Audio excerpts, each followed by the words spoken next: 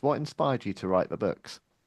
Well, the series is called See Let's Be, and it's all about imitative behavior. And it's all about, as a CBBC presenter, we always get told about imitative behavior and how kids see us on the telly and they copy us.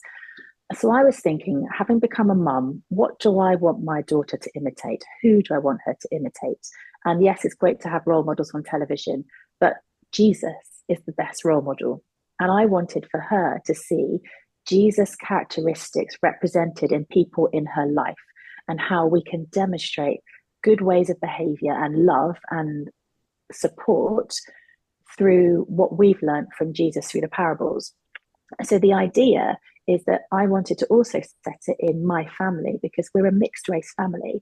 And again, being a mum, reading books, Christian books, lovely, sort of secular books, lovely, but I don't often see the representation of our family in books because I'm mixed race. My mum is Jamaican, my dad is English, my husband is English, my daughter is mixed race, but she's white passing. I don't think you would necessarily realize that she has a mixed black mom just by looking at her because they're very different color to me. And so that's her normal. Mm. And I was talking to the publisher when we first knocking about ideas for this book, and the publisher said, I've never thought about a black Jamaican grandmother having a white granddaughter.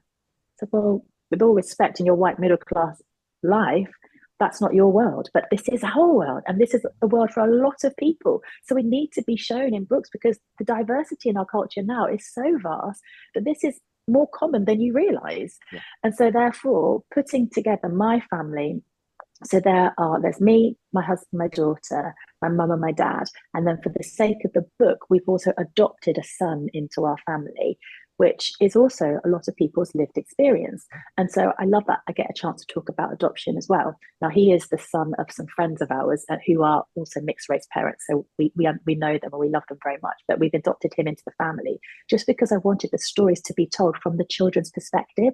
So again, they can relate to the characters. So the stories are all modern retellings of Bible stories. So I take a Bible story and I just take the content of it, the story, the teaching of it, but I set it in a modern day family. So all the characters in the Bible story are played by mum, dad, nana, granddad, son, daughter. And I mean, I'm biased, but I think it's a really lovely way to introduce children to understanding how Bible stories can be integrated into their lives. Mm. Because I've been growing up going to Sunday school and I've loved my Sunday school teachers at Bethesda growing up there. I think they've been brilliant and they've taught me so much about the foundations of my faith. But often I couldn't relate to No. Daniel in the lion's den. I couldn't relate to Jonah and the whale. I couldn't relate to the feeding of the 5,000. Like, what? Really? Yeah. And so being able to put some of these stories into my books, but set them in a modern day family makes it more accessible Mm. to understand then the Bible.